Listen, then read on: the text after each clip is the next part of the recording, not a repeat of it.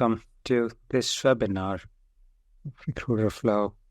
We are going to be talking about copywriting with somebody that I've known for a very, very long time. Probably the only expert on copywriting that focuses for recruiting and talent acquisition.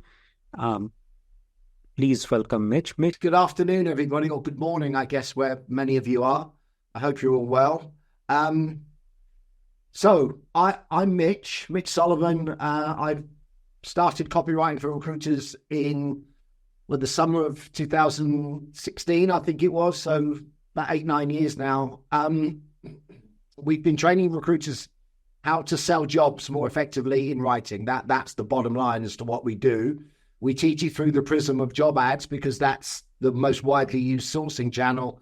But what we teach is equally applicable to messaging, social media messaging, emails, that kind of thing. So I've been kindly furnished with 3 job ads from some of you. I've anonymized them, so I won't be revealing who they are unless the people whose jobs they are want to reveal that they're their ads, but certainly it's not necessary. So I'm gonna go through 3 job ads. I'm gonna critique them. I'm gonna suggest what is holding them back from achieving what they want to achieve. And I'm going to highlight areas of the ads that, if improved, would in all likelihood get more of the right types of people responding. So before we get started, we have to ask ourselves, we have to consider 3 things before we even start to write a job ad. And the first thing is, do we need a job advert or do we need a job description? Now, there is a massive difference between those 2 documents. A job description is an internal document. It's generally put together by the legal compliance team. It's an ingredients list of everything involved in that job. Not particularly interesting to read unless you are already interested in that job. Job descriptions are dry, they're boring, they're long. They're not great things to use to attract people to jobs. So that's the first thing we need to decide. Are we going to invest in the time in creating a job ad, or are we just going to copy and paste the JD that we're working with? The next thing we need to consider is, are the people that we're looking for, statistically, is our data telling us that most of them are they unemployed or are they employed? If most of them are employed, and in most permanent white-collar jobs, generally, the vast majority of people are employed, and I'm talking at least 70 to 80% in general. Then the reason we need to consider that is it reasonable to expect that people who are employed and in jobs that they probably don't need to leave, is it realistic to expect them to read a job description this early in the recruitment process? Generally, the purpose of the job advert is to get people to want to read the job description a little bit later in the process. So we have to get a sense of, who we're looking for, what geographical areas they're going to be based in, and whether there are going to be enough of them that are going to be active on the market. Because if there are, you don't need to invest any time in trying to create something that's going to look attractive. You can just get the information out there via the JD, and if your data is right, there'll be enough people that will respond who have got the experience and the qualities that you're looking for. And the third thing that we need to be aware of is the idea of small margins. Recruitment advertising, compared to all other forms of advertising, has one significant benefit, and that is that we only need to find one customer. Most other ads and ad campaigns need to find lots of customers to justify the time and resources and the expense. We just need one. So sometimes one sentence can be the difference between the right person responding to the ad or not responding. I mean, sometimes it can be the difference between reading it and not reading it. So we need to be mindful of the fact that we're not looking for lots of people to respond. We're looking for the right people to respond. And often the difference between a good job advert and a bad job advert is the difference between 40 and 45 applications, or 110 and 115 applications. So any questions on any of that before we get started from anyone? Any of that need clarifications? Anyone disagree with it, maybe?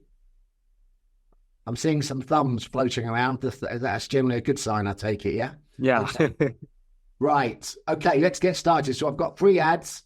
And here's the first one. First one is for a lead sales development representative. Let me just get my notes in front of me, if I may, please. Right. So what we need to look for, the difference between a job ad and a job description is a job ad will tell the reader why this job might be better than the one that they're doing or the others that they're applying for.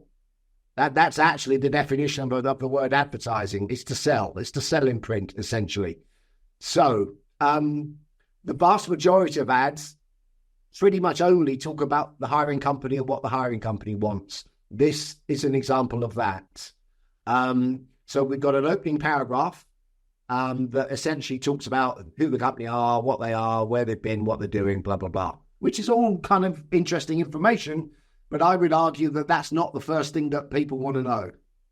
I would suggest that's somewhere lower down the list of priorities, the things they need to know right now. So what I'm going to do is I'm going to quickly go through this ad and I'm going to pull out parts of the ad that contain content with some rewriting that would make the ad more attractive. So the first thing that I spotted is here.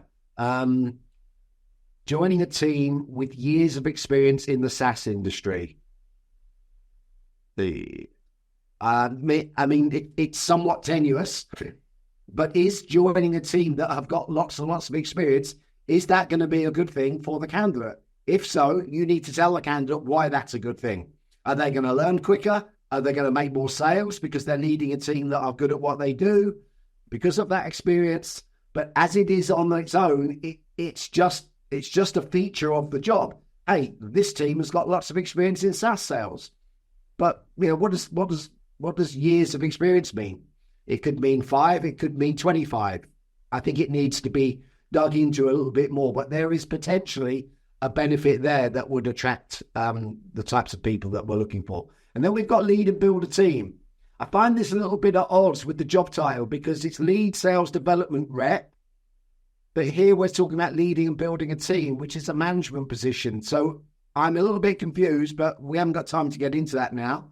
But if it is a management position and you're prepared to look at people for whom this would be their first management job, that could be turned into a benefit quite easily in terms of what's involved in leading and building a team and what that would mean to their career.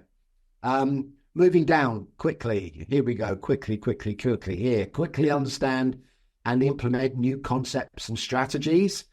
Normally, whenever I see the words quickly understand, it sounds like a demand. And that's the problem I have with it. Oh, you will quickly understand how to blah, blah, blah. And a better way to present that is you'll have the opportunity to learn new concepts and strategies or get better at developing new concepts and strategies. So that can be turned into a benefit relatively easily just with the way that we talk about it. Driving creative initiatives. And again, can we dive into a little bit more detail as to what's involved there? Because some people won't have the opportunity to do anything creative in their current SDR role or SaaS sales role that they're doing. So rather than burying it under a list of responsibilities and things that they'll be doing, it needs to be pulled out of there and talked about on its own, because that may be one of the things that will attract somebody to actually want to find out more about this job. So, and that's it. Look, in the whole ad, those are the only potential benefits I could find. So let's just look at the rest of the ad just very quickly, because there isn't really a lot that we can learn from this. Like I said, the opening paragraph is all about the company, what the company wants. And ideally, the opening paragraph or a couple of paragraphs needs to be all about the reader and what the reader might want, not what the company might want, because the company's trying to sell a job and you're trying to attract people to want that job. The only way to do that is to sell it. Now, and then we're seeking a dynamic sales development lead to join our team. That can be deleted because we don't need to repeat what's at the top of the job ad. All job ads have the job title and location. This one doesn't have any comp. So yeah, I would recommend why the need to repeat that. It's just empty calories. It's not actually achieving anything. In the what you'll do, act as feedback mechanism for marketing team. I would have thought that's a standard part of most sales jobs, particularly in a larger company where they have a marketing department. I'm not sure that needs to be there. If it is really a management job, do you really need to say you'll be managing people? I don't think so. Demonstrate exceptional written and verbal communication skills. I always advise people that come through our training to never put soft skills in a job ad, because everybody thinks they're a good communicator. Everybody thinks they can hit deadlines. Everybody thinks they've got good attention to detail. You're not going to move the needle one way or the other by talking about soft skills in an ad. That's something you're going to have to assess further down the road. So you can edit the word count there by just getting rid of all soft skills. And then we've got cultivate conversation with potential clients. That's basically saying sell. It's a sales job. We don't need to tell people how to sell. And staying forward on industry trends and developments. I mean, that's normally a standard part of all jobs. Really sure we need to say that.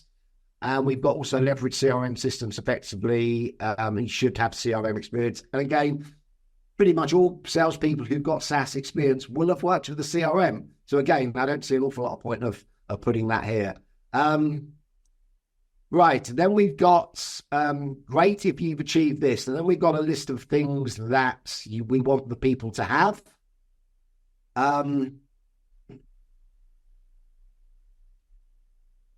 Again, we've got hands-on experience with the CRM thing, so we're repeating that. We're asking for extensive experience in the SaaS industry. What does extensive mean? Is it 2 years? Is it 12 years? Yeah. In some countries, it's illegal to specify experience by number of years, although it hardly ever gets reported. But sometimes it's safer to just write what you need them to know, what you need them to be good at. So anyway, extensive experience is somewhat ambiguous.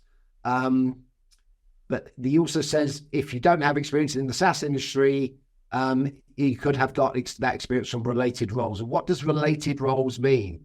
Does it mean any other sales job? Does it mean a sales job selling to a particular type of client or a particular market? I think that needs elaborating somewhat more, because again, that could attract people who otherwise think, well, I'm not in the SaaS industry, I'm probably not going to get looked at. But if you specify the other types of sales sectors that they could come from, you're more likely to attract people from those sectors. Okay. And then we've got a list of what you'll achieve in 90 days, what you'll achieve in 180 days, which is just another way of sort of saying, here's what you're going to be doing. Yeah. I've really got not much more to say on this.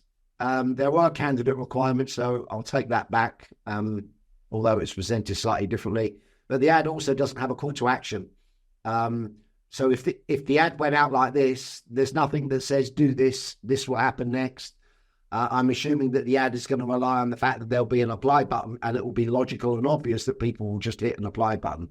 But the other thing that I think needs to be mentioned when it comes to the call to action is, if we're only allowing people to send a CV, what about people who don't have a CV, or resume, as I think most of the audience will refer to these things as? If somebody doesn't have an up-to-date resume, then they're probably not going to respond, even though they might be interested, because are they going to go home and update that document? So if your prior research has told you that a lot of the people you're going to be targeting are going to be in jobs, it might not be a good idea to have click the apply button as the only way that they can reach out. Sometimes it's a good idea to put a phone number or put an email address or give them something else. Maybe even say, hey, don't worry about sending your CV.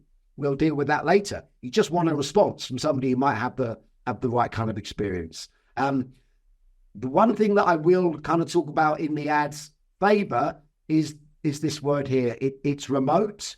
So if that literally means anybody in the world who's got SDR experience could do this job from wherever they live, then I would actually argue that, well, none of what I've said really matters, because you're speaking to a much, much bigger population of people all over the world. And it's very, very likely that a lot of them are going to be actively looking for another job right now. So everything that I've said may not matter. So any questions on any of that before we move on to the second one? Mitch, there is a question. Yeah. So Laura's asking, advice from job boards is to repeat keywords as much as possible. For example, team lead, physio, etc., due to search criteria and getting to the top of the list. So I would love to know if this is important in your eyes, as you have said, not to repeat information. Okay. Well, the problem with keep repeating certain phrases or keywords is that it starts to get in the way of the readability of the ad. And if you put some effort into writing something freehand that sounds conversational, that's easy to read, it will start to sound a little bit clunkier than it really should do. The job boards are right that it will, using certain keywords and phrases and repeating the job title will probably help you be higher up the rankings on any searches that people do from that particular job board. But we mustn't underestimate people's ability to just click away. Yeah, a lot of people will look at a job ad and they'll look at the synopsis, and if the synopsis looks interesting, they're more likely to click it. Which is why it's really important that you get that opening paragraph dead right. Because if the opening paragraph is about the reader and tells them, it explicitly talks about a benefit to them that this job would carry, they're more likely to click on it, to expand it, to then take a look at the whole thing. So yeah, you've got to play by the job board's rules.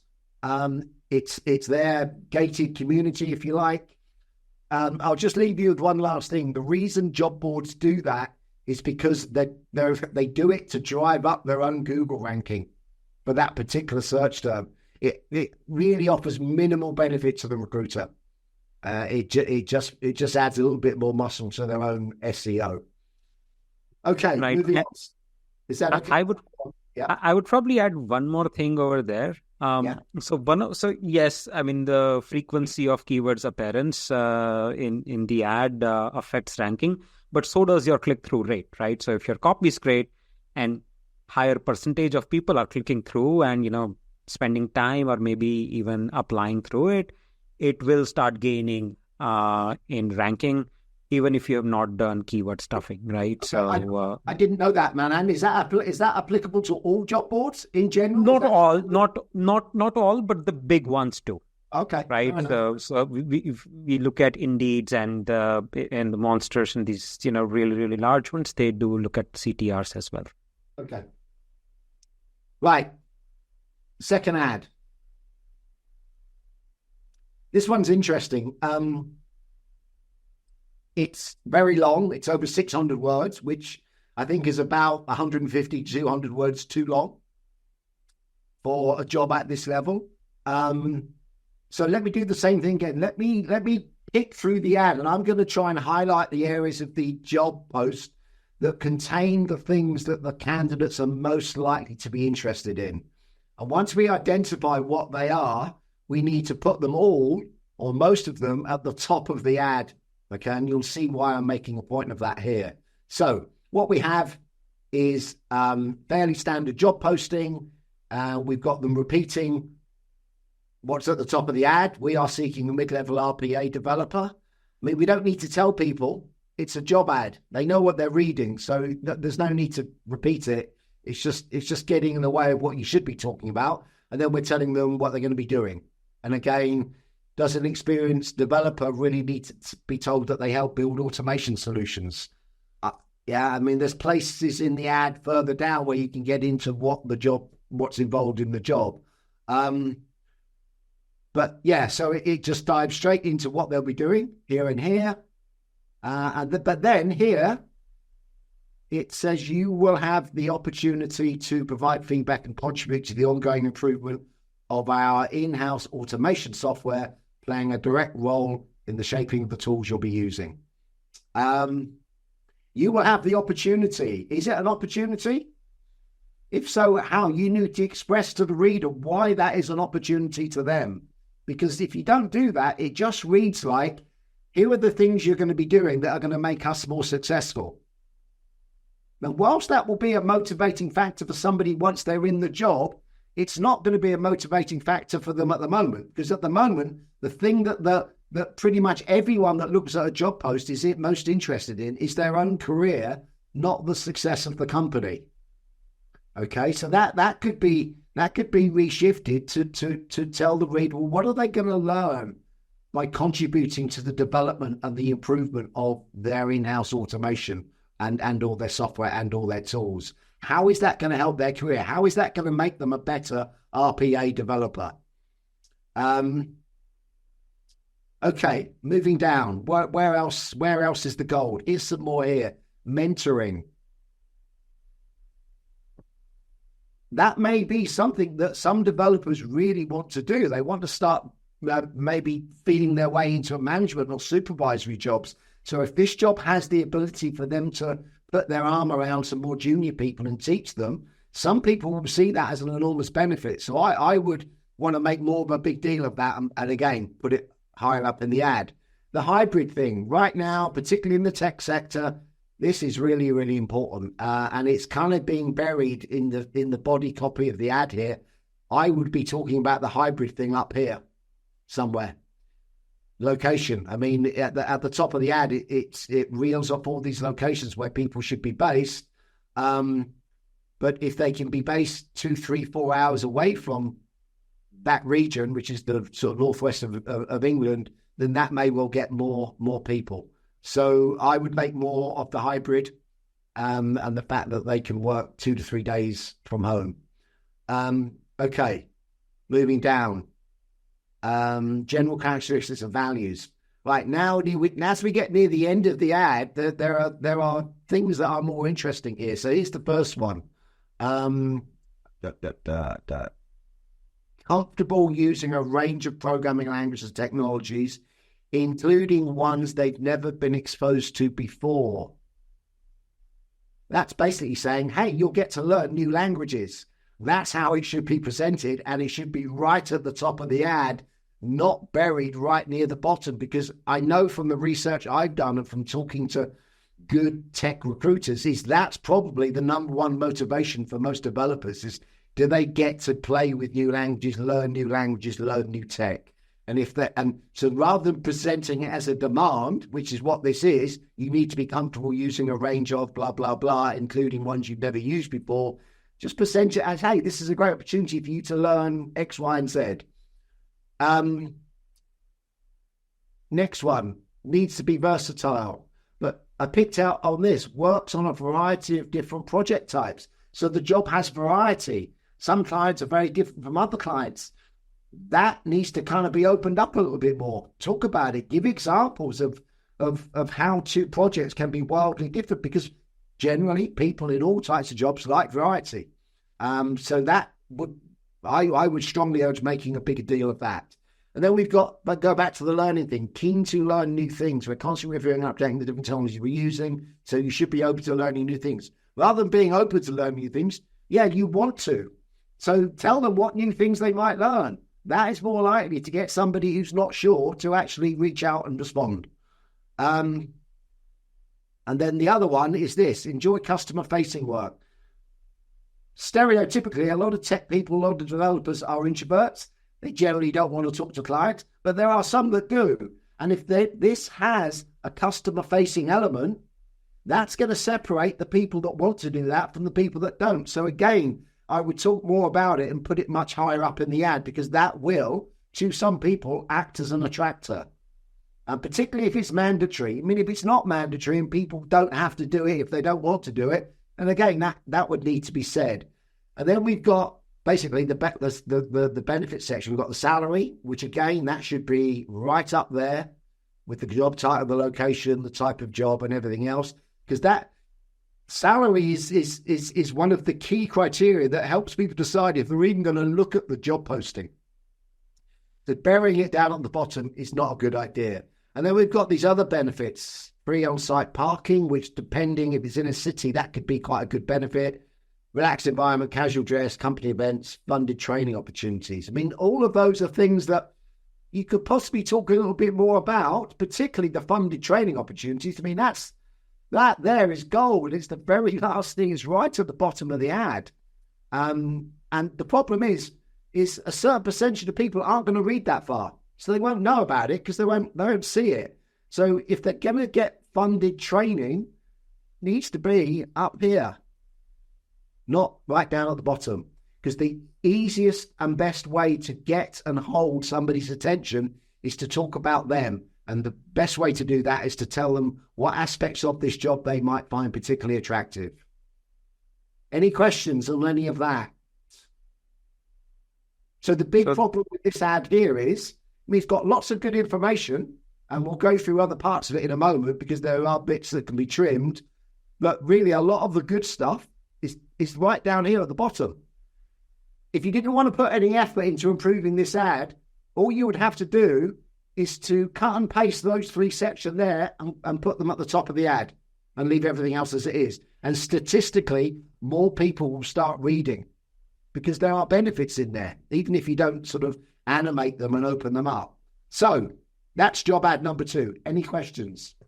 So there is one question, Mitch. We start our job ads with location, salary, job role, and then state additional benefits as next section. Is this a good or a bad way to start? Good, absolutely.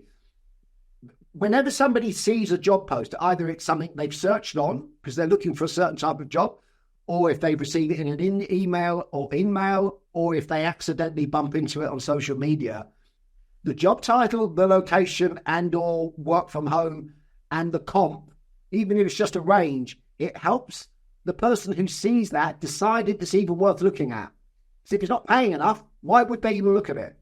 If it's too junior a job title, why would they look at it? So it's the criteria that helps them decide if they're even going to look at the ad. And if people decide they are going to look at the ad because that basic information is relevant to them, everybody when they start reading any piece of content, they always read the first couple of sentences. That's why the beginning of the ad is so utterly crucial. It really, really is. Because that's how you're going to get people to keep reading. And once you get people halfway down the page, they'll normally read the whole thing. And the biggest flaw of nearly all job postings is that there's nothing in there that makes people want to read them.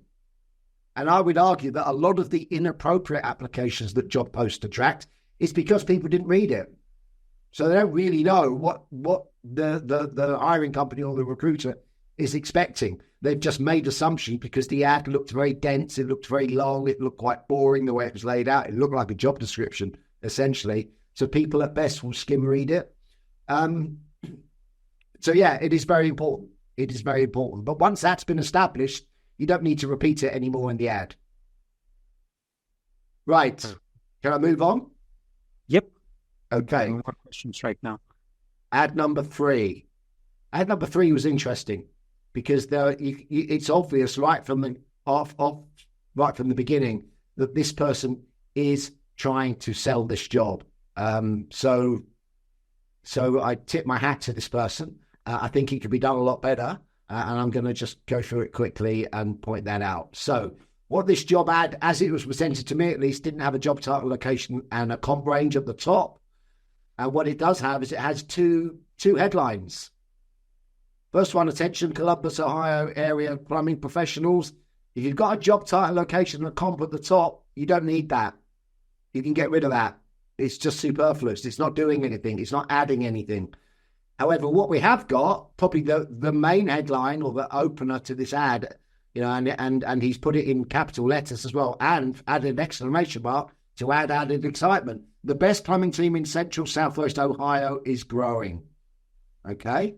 That's an intriguing headline because people, whether it's consciously or subconsciously, they'll think, oh, the best. Okay, why? How? And, oh, they're growing. Why? How? Those are the questions that need to be answered in the very next few sentences. Why are they the best and why are they growing? Because people like the idea of working for the best and they like the idea of working for a company that's growing.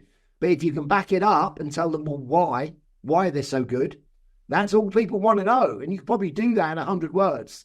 So this ad could go from being 380 words, which it currently is, to being somewhere between 150, 200. Okay, third line. If you're an outstanding residential plumber, you should talk to us.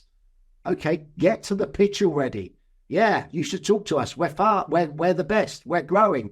Just tell me the plumber. If I'm a plumber, I want to know. Okay, well, tell me.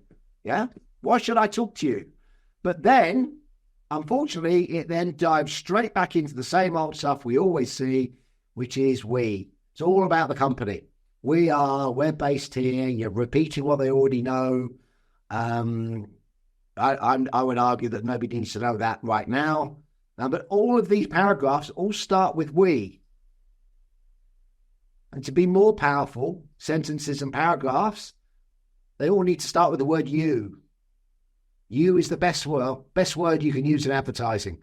Yeah, it focuses on the reader because all ads should be about the reader, not about the people paying for the ad.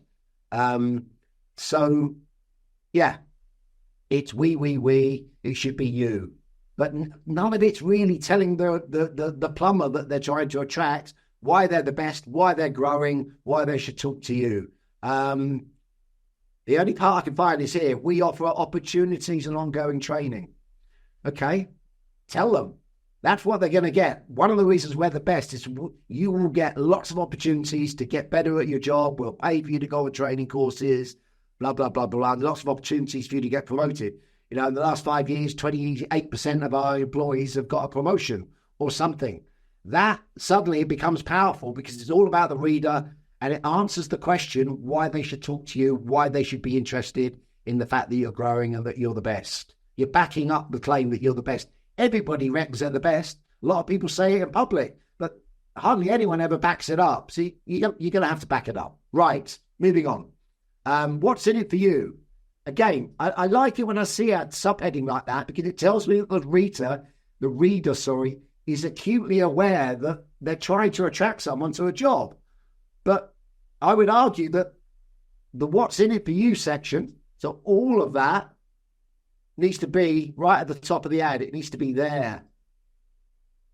Yeah, not down here, halfway down the ad, because you may lose people. Some people start reading this, and it's all about the company, we this, we that, and you lose them, particularly if they're not desperate for another job. If they're kind of curious, the current job is not really doing it for them like it did 2 or 3 years ago. So you've got to keep people on the page, and the easiest way to keep people on the page is to get straight into this stuff, because that's what they're most interested in, okay? So, yeah, all of that stuff is good. In fact, all of this stuff is good as well. So this is where the gold is in this ad, is here. And that just needs, again, if you don't want to put much work into it, you just cut and paste this part, these two parts, and put them right at the top of the ad. Okay, right. What else do we have? So that's the benefit. So they need to be reworked and made the first 100, 120 or so words in the ad.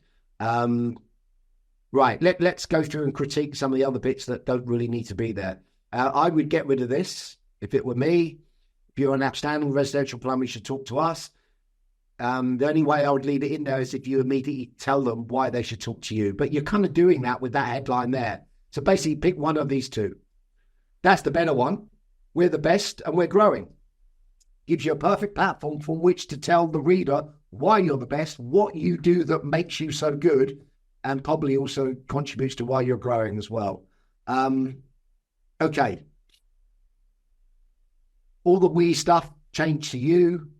Yeah, you'll be working for a forward-thinking, dynamic home services organization. That's all you need to do to make it more about the reader is, rather than we invite you to reach out and see how we are different. I mean, why are you putting a call to action right at the beginning of the ad? Why are you asking the reader to reach out? The place to ask them to reach out is down here, right at the end, once they've read everything and they're interested. Because if someone's read to the bottom of your ad, you can probably make a fair bet that they're interested. So, yeah.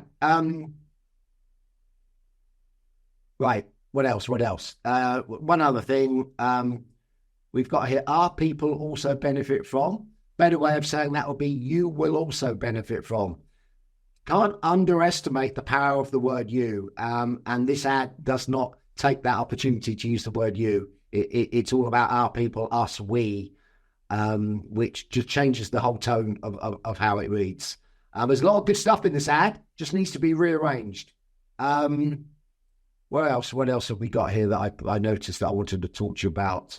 You must. There you go, the word you. But they're using the word you when it comes to demands, asking for what they want. But you must be well-groomed, dependable, courteous, soft skills. You need to judge that later on, yeah? Plus, do you need to say we're serious about this? If you're not serious about it, why put it in the job post, yeah? Okay, it's important to you. I don't know how important, but if it's really important, yeah, I personally wouldn't put it in. I think people are either going to be well-groomed, dependable, and courteous. You're going to have to assess that when you speak to them or when you meet them on Zoom. And then we've got be able to pass drug background, MBR checks. We aren't kidding. We do run these checks. Well, yeah, you've said it. So why do you need to say we're not kidding? I would delete that as well if it were me. That's important. That's all you need to, I think you need to tell people what they need to have. You need to have 2 years minimum residential plumbing experience. Yeah. The other stuff, you're going to have to assess them later on. You know, the drug test, the criminal record checks, the personal presentation stuff. That's not going to make any difference in the ad. Be ready to change your life for the better. A little bit of overkill there. You already said lots of big things about the opportunity at the top here. You don't need to do it anymore, particularly if you back that stuff up. And then we've got our recruiter will reach out to you if your background is a fit. So basically what you're saying is if we don't like the look of your profile, we're going to ignore you. I definitely would not leave that in the ad. That needs to come out, because if that just loses you one qualified plumber who thinks, oh yeah, I've kind of applied to jobs before and I've been ghosted, and now they're saying that they might ghost me, you're probably going to lose them. So just don't introduce the negativity of being ghosted. So I would definitely get rid of that. The veterans thing is fine. Do we need to say we're an equal opportunity employer? It's the law. You know, just basically saying we complied with the law, and confidentiality guaranteed. That's just raising another issue. Doesn't need to be raised, because one would assume that if somebody's applying for a job, there is inbuilt confidentiality, and the recruiter's not going to go on social media saying, hey, I've just met a great plumber. Yeah. Confidentially is all part of being a recruiter. So, you could save the word count by getting rid of both of those things there. But like I said, I like the intent of this ad. It just needs to be rethought a little bit and restructured a little bit. That's it. That's me done, guys. Well, fantastic. No, this has been, I don't think we have any more questions. This has been a wonderful session, Mitch. Thank you so much for your time. And we'll be sending out the recording and link to Mitch's website with some great examples of job ads in the email. You can follow Mitch on his LinkedIn. Yeah, Manan, what I'll do is I'm going to send you some stuff in an email, which you can share with everybody who's been in the audience here today. And one of the things I'm going to share is a 20% discount off the training course if anyone decides they want to buy it. Okay, so that absolutely. And I'll include a coupon code, and it'll be open-ended, so it won't run out. Whenever they're ready, they can use that coupon code to get the 20% discount. Okay? Wonderful. Well, that's much appreciated. Thank you, Mitch. You're welcome. All right, you take care. See ya. Thank you. Have a good one. Bye-bye.